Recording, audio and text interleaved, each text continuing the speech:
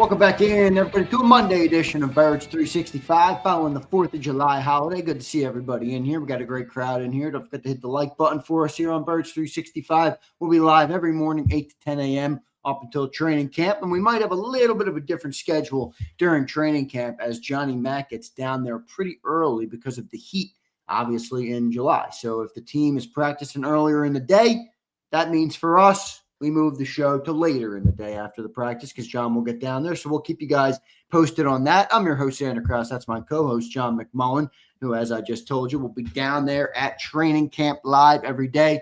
You can give us follows on X at Zander Krause and at JF McMullen. Johnny Mack, let's keep rolling along, brother. Here on the top 25 list, we just rattled off number 11. It's Zach Baun, first team All-Pro. I'm predicting he gets close to that again next year. Now we're down to number 10 on the list, John. This was a surprise to me. This one on the list here at number 10. Johnny Mack, who is number 10 on the SI Top 25 Eagles list for 2025? The runner-up to the Defensive Rookie of the Year award, Quinyon Mitchell, number 10.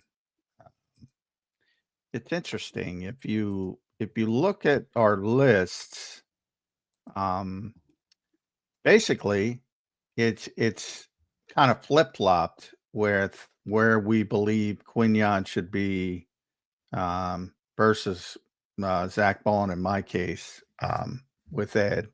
I think I had Zach at number 7. I think Ed had Quinyon at number 7. Man, I had Quinyon out of the top 10. He had obviously Zach out of the top 10. I think I was right. I think you were right too. Look, very good player, tremendous rookie season. Anytime you're in the conversation for being Defensive Rookie of the Year, all good things coming for Quinyon Mitchell, and he should only get better. And that part of it, I think, and we'll try to get Ed on the show this week. I think it's got more to do with projection, which is fine. It's just a different definition. But even from that standpoint, I think you're going to see a little bit of a downtick this year, only because there's no more Slay. Back to that other guy's reference, right, John? Yeah, exactly. So now instead of playing right corner, left corner, he's got to go play left corner in place of Slay. That's the dominant side for most quarterbacks because they're right-handed. That's why you put your best cornerback on the left side. That's what Quinyon is. A lot of people will say he was last year, but he didn't play that role because Slay was here, and Slay's a 6-time Pro Bowl player, and he had a tremendous season late in his career. So he's got to play that more difficult role. And then you have, again, the chemistry part. Not only do you have changes elsewhere with whether it's going to be Kaylee Ringo at corner or Adoree Jackson, but the secondary as a whole, replacing C.J. Gardner-Johnson as well. So, you're by yourself out at corner, outside corner. So people don't think of the chemistry aspects of it, but, they will talk about traveling. Is he going to travel? Well, the Eagles don't do a lot of traveling because of big scheme. And the answer is probably no, because, the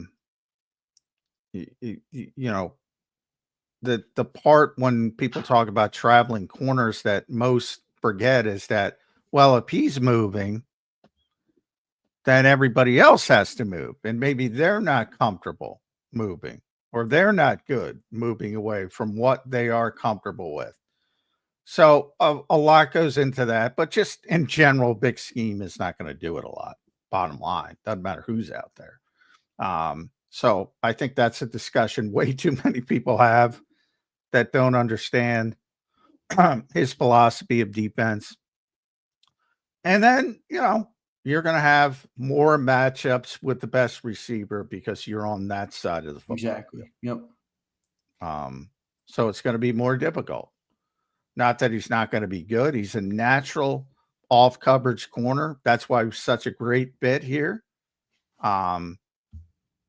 Played a lot at Toledo, so he had that experience, which is big, and he hit the ground running. He's very instinctive, and he's very smart. He has a high football IQ. One of the things that's so difficult with big schemes is there's a lot of different zone coverages, and a lot of them have man principles where you got to carry a guy through your zone right up until you let him off. It is just when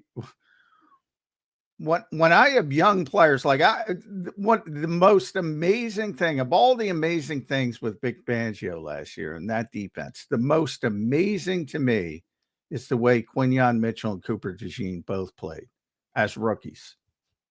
Unbelievable. Because usually rookies are a freaking disaster when you ask them to do complicated things in zone coverages. Rookies are better served, and I talked about this with Slay, and Slay said, "Give me somebody who can play off coverage." Not people think the other way. It's easy to point at somebody and say, "You got that guy." It's really hard to say you're in quarters coverage and you got to have man principles to this point, and then you got to let the guy go and pick up another guy. So. Smart players, man. That seems to be the answer. It is the answer. Communication.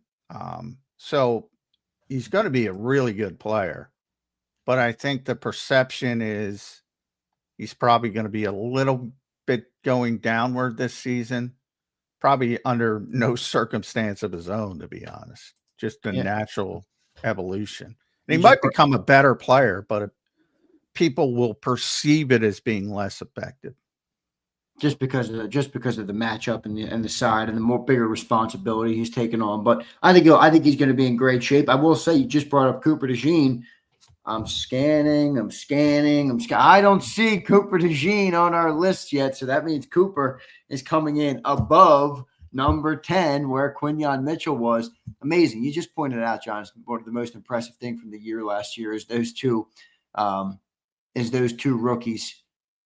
Why do you think they had such success? Is it because they're smart players? Like, it was kind of crazy how damn good they really were, and not just in spurts, the whole year, consistently, all through the Super Bowl. In your opinion, what is it? What sticks out about those two guys? Yeah, I think first and foremost, it's football IQ. Because as I just explained, you have to really be intelligent, especially early from a football perspective, in your career if you're going to play in the scheme. And they played so effectively. Both were top 10 if you look at PFF rankings, which is amazing. Two rookie cornerbacks, top 10 in the NFL. Cooper was number 1. Quinyon was number 9. Just an amazing, and that's what I say. Anybody can go online right now, and I say it all the time, and find big schemes and charts of them and diagrams of them and just copy it. Teaching it is what he does better than anybody else.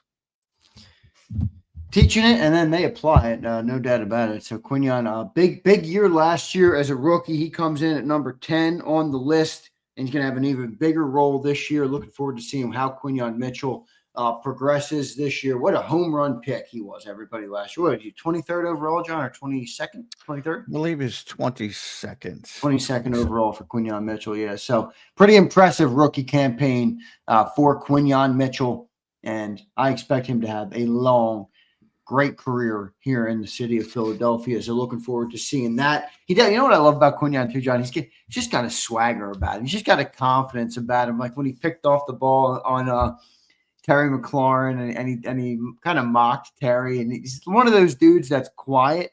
Well, he's very quiet. That started right away with AJ. He's like Quinyon. For people that don't know him, he doesn't say a lot. Like he's not he's not a Brandon Graham trash talker. He's not, Brandon starts from the coin toss. Kelsey used to get mad at him because there'd be some defensive linemen out there, and Graham would be trash talking him, and Kelsey's like, man, I got to block this guy. And Quinyon is the exact opposite. He's quiet, and then he drops the bomb. And AJ was joking early last year in training camp. It's like, this guy doesn't say anything. And the Eagles do that purposefully, by the way. And they matched up Quinyon a lot with AJ Brown in training camp because they wanted him to get better. And they're doing one rep together, and he looks at AJ, and it was incomplete. He goes, trash route. It's like, what? It says nothing. And then it just drops the bomb on you. And, that's an interesting part of Quinyon Mitchell because he's very confidence that was needed at that position, John. It really is. Oh yeah. You're going to get beat as an NFL corner. Yep. So short memory. You got to have a short memory. Very short memory. Goldfish memory. Yeah. I used to get that, John. That used to be a story of my life when I was a goalie in hockey. You get that puck goes in before the puck drops again at center ice. You better have forgot about the goal, or else you're effed. Same thing with cornerbacks. You get beat on a play before the next snap. You better forget about it and move on, or else you're going to get beat again. Yeah, and it's especially when you talk about the so many times, especially with this defense, when guys do get beat.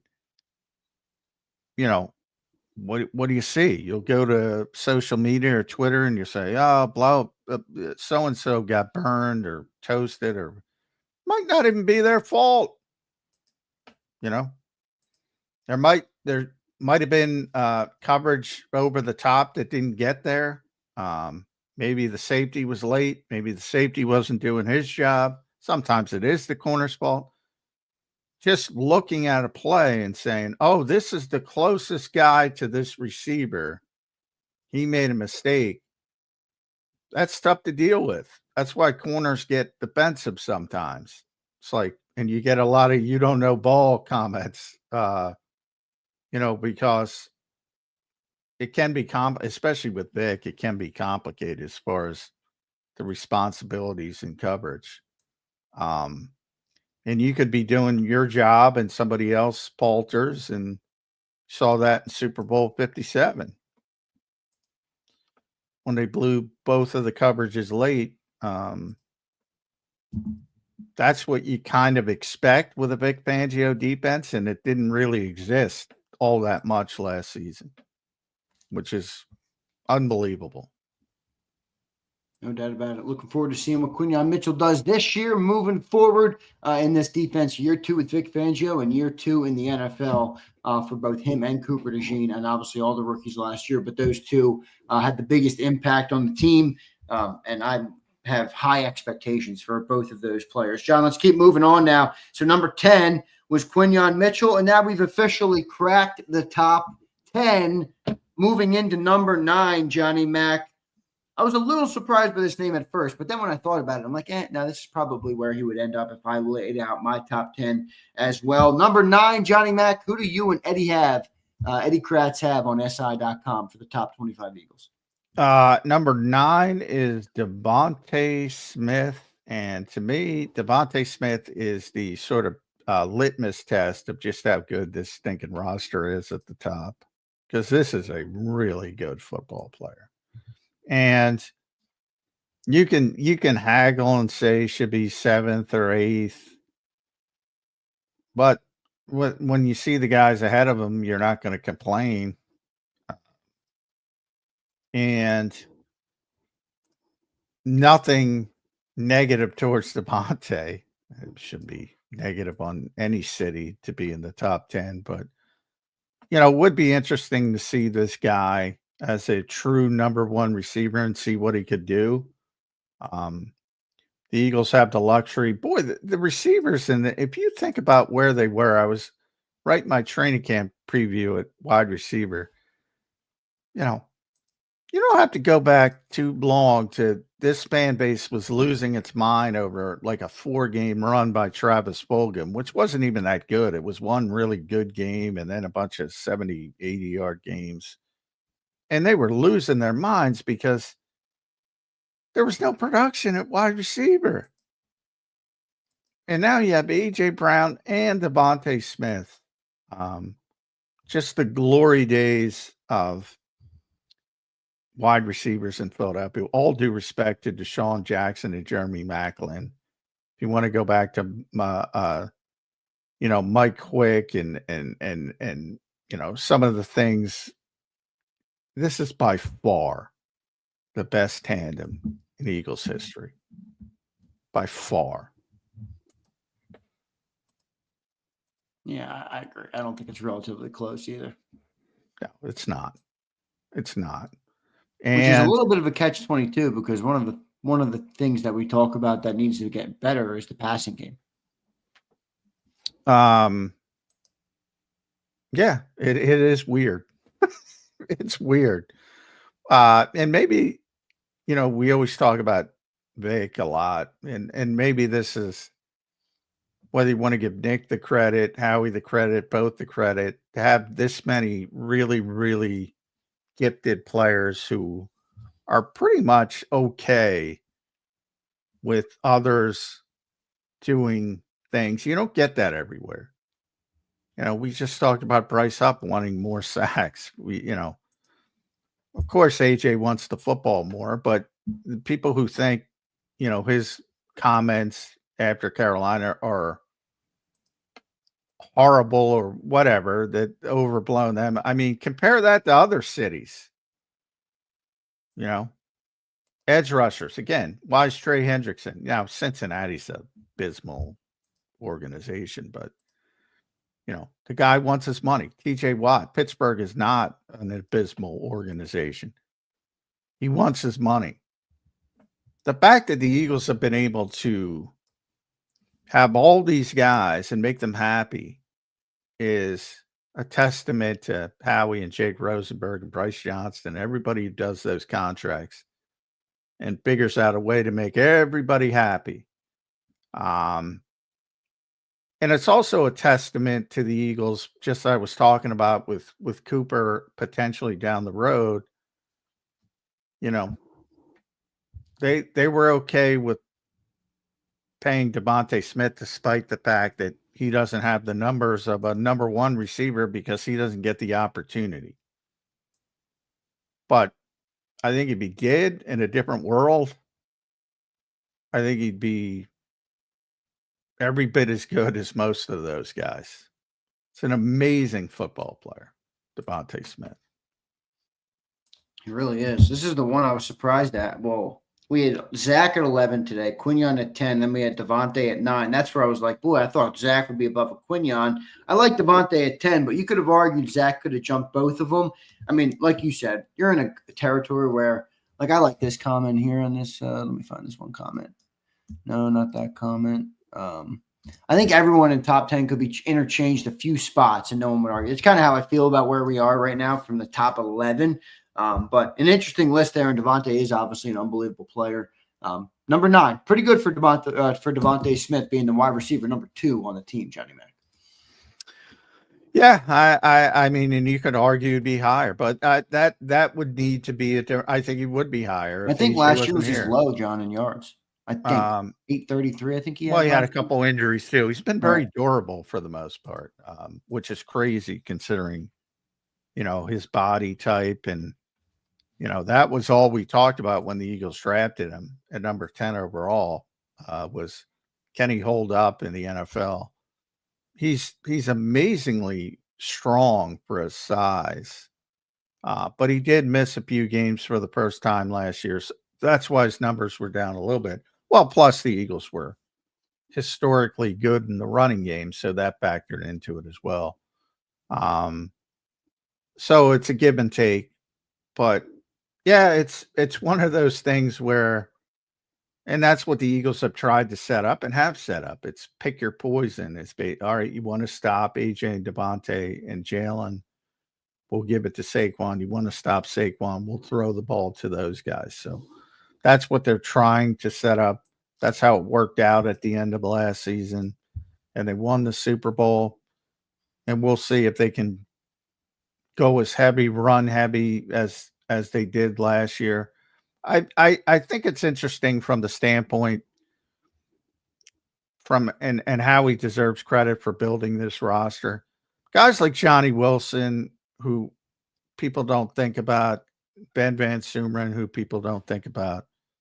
You know, there could be time when they roll 13 personnel out there with Johnny Wilson at wide receiver as a blocker and Ben Van Sumeren. Well, it would be 22 with Ben playing fullback.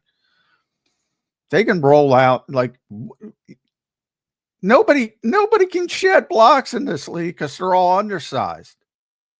And I was thinking about that over the weekend for some reason. And I remember it was one of the Notre Dame coaches. I don't know if it were Lou Holtz that went on, but it was one of those guys talking about playing Navy every year. Navy's a pain in the ass to play because they run that triple option. Nobody plays it. There's a couple other teams. Army has done it in the past. Georgia Tech has done it, but very few teams. So you can't justify practicing it a lot against it because you got to worry about bigger foes down the road. So you basically go into a week playing Navy in college and say, you got a week to figure this fucking thing out. And sometimes it looks ugly. Because guys don't know what they're doing and yada, yada, yada. Anyway, you get my point. The Eagles have I think they're building this roster when you have guys who people don't even think about and saying the whole league is undersized on defense. And if we line up with these guys and Saquon Barkley, who's going to stop us? I brought it back. I thought Bill Belichick would be the guy to do that, but it turns out it was the Eagles, and Howie deserves credit for that. Now, I'm not trying to sit here and say they're going to run that 500 times, but I could see them running that type of offense 5-10 times a game in situations and it being very, very effective for them. No doubt about it. We'll see how it shakes out. John, if this is going to be a kind of a tough question because I don't really put DeVonta into this type of category, but how do you define like his role? Like some guys you hear they're a deep threat. Some guys you hear they're a third down chain mover. Some are good run support guys. I'm not saying DeVonta's any one of those things, but how would you list out what his unique role is as the wide receiver 2 in this offense? I mean, there's X, Z, and flex or slot wide receivers. Most people, Eagles default to 11 personnel. And it's because I was just doing my training camp preview at wide receiver. One of the things I hate doing is depth charts but you have to do them because people want labeling. And I said labeling. Well, AJ's the X, DeVonta's the Z, and Flex is Jahan Dotson. But all three can play all three different positions, so it's meaningless. And that's what the Eagles have done. And they move guys around. They toggle guys around to create matchups they want. So the beauty of A.J. Brown, DeVonta Smith specifically, is all three of them can play all three of those positions. All two of them can play all three of those positions. And Dotson can as well, but just not as effectively, obviously. So I'll leave it to A.J. and DeVonta. They play all three of those positions. They move around. So DeVonta Smith is not a wide receiver 2 or a Z receiver. He'll play X. He'll play in the slot. AJ will play Z. He'll play in the slot. And they move trying to create matchups. They move guys around. It would be interesting to me to see this offense as a pass-heavy offense. You know, you don't want to see it. It's effective, obviously. But I think it would surprise some people. You know, probably not going to win, so people don't want to see it. But I think it would surprise some people what numbers they would put up if it were they had like a bad running back situation. Meaning you think those numbers would be big? Oh yeah, yeah, yeah. I mean, to have two receivers like that who can play all three positions basically from play to play and shift. You could have AJ playing X on first down, Z on second down, flex slot on third down. Same with DeVonta, if you wanted to. To have two guys that can do that is unbelievable, and it's rare, and it doesn't show up enough. But it's hard to complain because they won the Super Bowl. No doubt about it. So DeVonta Smith coming in at number 9. We'll see what he can do this year. We'll see what the offense does this year, using him even more so in the passing game. I'm curious to see how much he gets. And then obviously you have AJ in front of him, one of the best receivers in football, and you got Jahan Dotson behind him. So it's a very good receiver room, John. If they did want to turn on that passing game, boy, they got the weapons to do it. No doubt about it. But we'll see how it all shifts this year. Coming into the offense, but overall, I think you feel pretty good if you're Kevin Patullo and you're inheriting all these great players. DeVonta Smith at number 9. You're still going to have Jalen Hurts. You're still going to have AJ Brown. You're still going to have Saquon Barkley. You're still going to have Mailata and Lane and Landon on this list. I mean, you got a lot of good offensive players on this team, Johnny Mac. Yeah, the talent on offense is ridiculous, and that's part of the reason why we nitpick when it's not going that well, because you rarely see this level of talent, especially in the modern era when, guys tend to break up. That's the reason Mekhi Becton's not here, because they couldn't afford to pay him, because they have to pay 4 offensive linemen enormous money. And, they're trying to get through with the 5th offensive lineman. Great tight end, great receivers. Jahan Dotson, certainly the most talented third receiver in the Nick Sirianni era. Think about Jahan Dotson.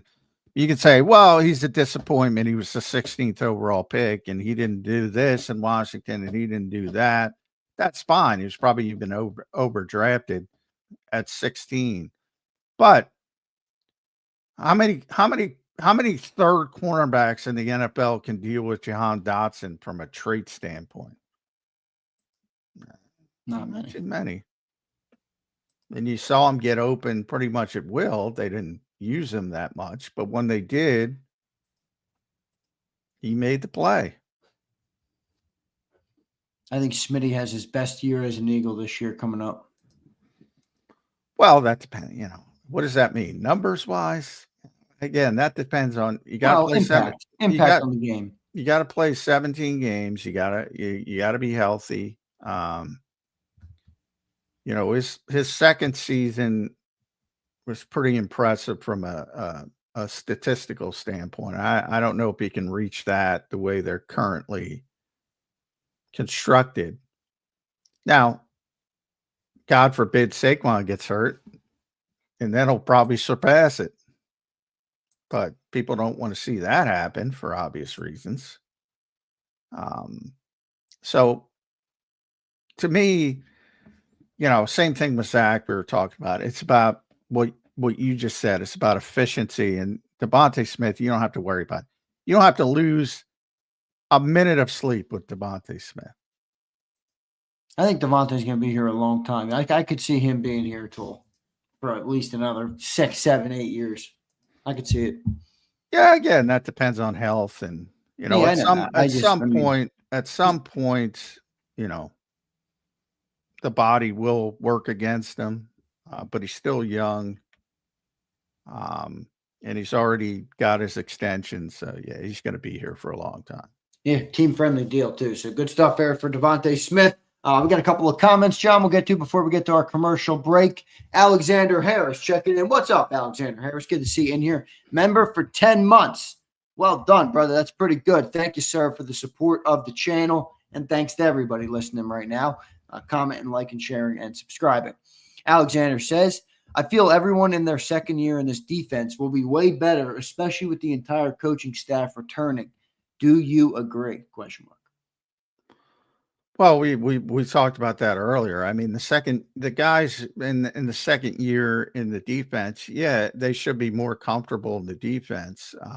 Whether the defense is more effective, I mean, that depends on the other guys. The other guys stepping in for a host of major, what were top tier competitors, not only Milton Williams, Josh Sweat, Darius Slay, CJ Gardner Johnson, but also, key reserves, Isaiah Rodgers, Oren Burks, yada, yada, yada. That's a fucking lot to replace. Like, I mean, you turn the page that quickly and say, well, some slapdick and, step in for Milton Williams, some guy, and I'm not saying because more. No, I just love that word in general, slapdick. I don't know why. I mean, it's like a good word. It's like, oh, these guys don't matter because they're gone. They were a big part of it. All those guys, down to Oren Burks, who the Eagles, linebacker play last year was insane, starting with Zach Bond. But Oren Burks, when Oren Burks got hurt against Green Bay in the wild card round, all I thought about when Nakobe got hurt, all I thought about was the Super Bowl the year prior and what Kansas City did to Oren Burks when he came in for Dre Greenlaw got injured. And it was a freaking disaster for San Francisco. A disaster. And that's all I would think about. And with Vic, he comes in and he was unbelievable. Unbelievable. Every bit as good as Nakobe was. I can't explain it. So I to assume you can look at it both ways. I guess the fan's going to be hopeful. Well, he did it with Oren Burks. Why can't he do it with Trotter? Right. He did it with Isaiah Rodgers. Why can't he do it with Adoree Jackson? He did it. So I get it from that standpoint, but I don't like the odds. Yeah, I mean, their hit rate's been pretty good on those players. I know, obviously, you do have some misses. We're about to bring up another one on the next super chat, but I feel like that's a factor too. I mean, people feel like Howie has brought in the right guys to be able to do that, and add that with Vic Fangio. I think you have a better odds in that circumstance than other teams would have in that circumstance. Well, I think you always have better odds with Vic teaching people than. And I personally think better odds with Howie too. Than most yeah, Howie's top. Yeah, what's his hit rate compared to other GMs in the last 5 years? Well, yeah, Howie's tremendous GM, but you're at as a GM, you're at the mercy of the coaching staff. When the players, you give the players to the coaching staff. So when it comes to players and development, I give the credit more to the coaching staff than I do to the GM.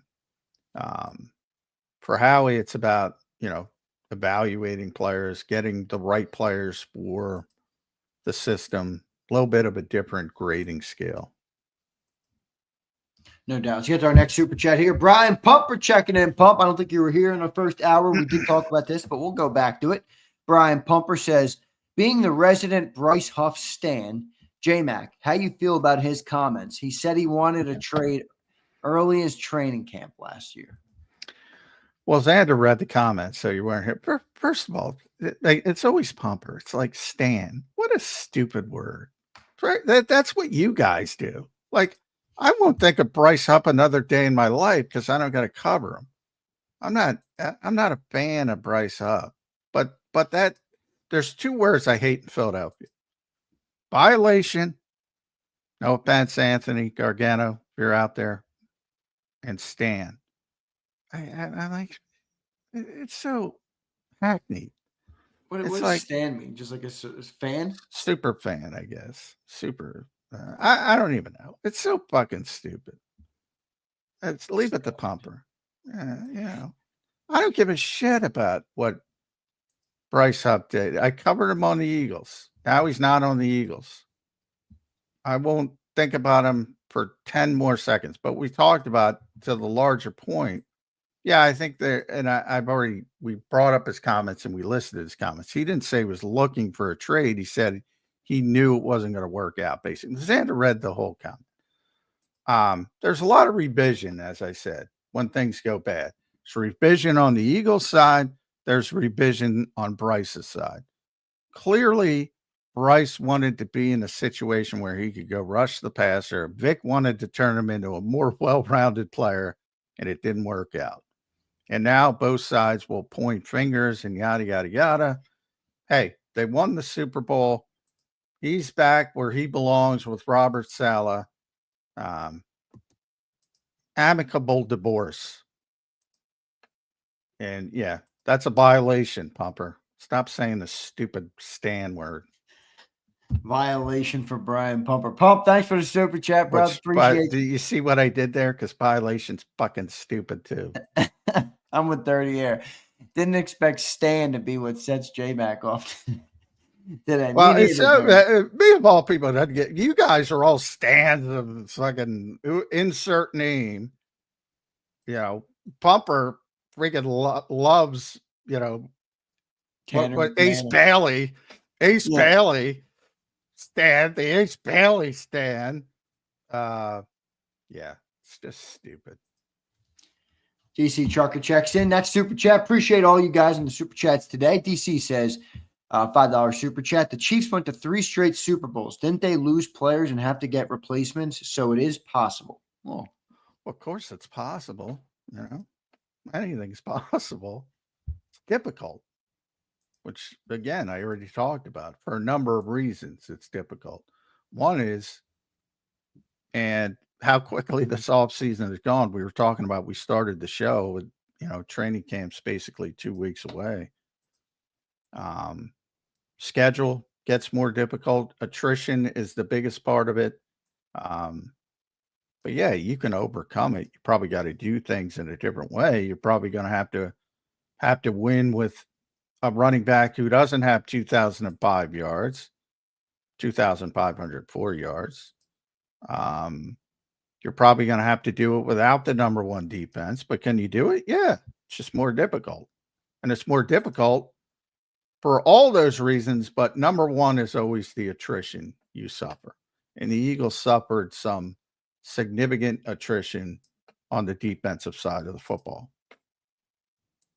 I don't even know why that's controversial to say. No, I think DC just wants you to acknowledge that it's possible. Well, of course it's possible.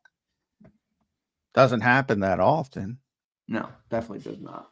Definitely an uphill climb, but I think we got the right people in the room. The Eagles, again, the Eagles have made 3 Super Bowls in 8 years, which is a tremendous run, the best run in Eagles history.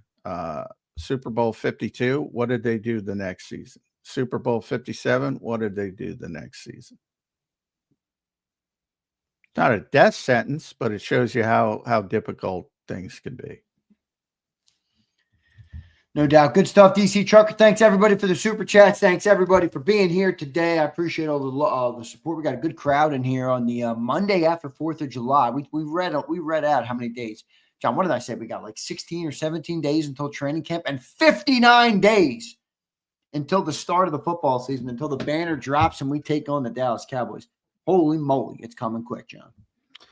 Yeah, that's a good opening game for the Eagles too. Oh, I love the opening game. Yeah. Eagles Cowboys, great opening game. Yeah. Well, typically I like Eagles Cowboys games to be in really, really meaningful situations, but that hasn't happened much. And if you wait till the end, so many times over the years, it's been, well, the Cowboys are good, and the Eagles aren't that good, or vice versa.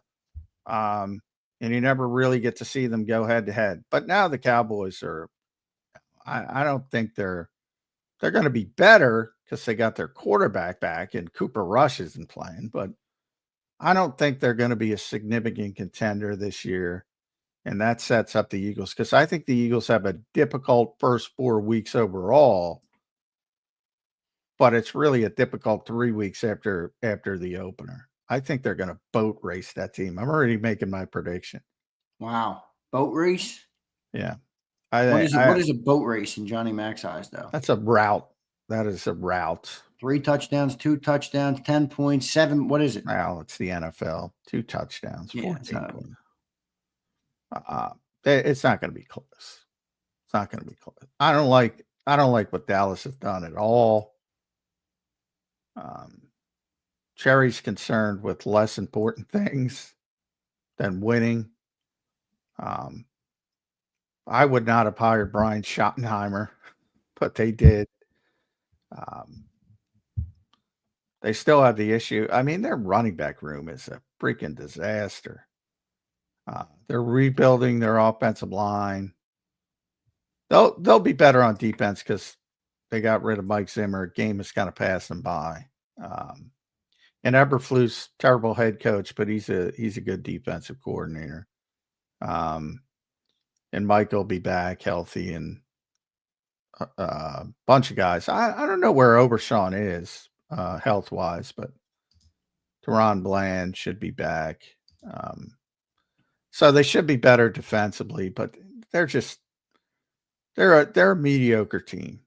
And I don't like them coming into Philadelphia in the opener when everybody's going to be fired up and they're dropping the banner, which I'm told is a big thing, and all that kind of stuff, and all the rigmarole to it all. Johnny Mac will be videoing the banner reveal so we can post it on JAKIB at the home opener. I love it.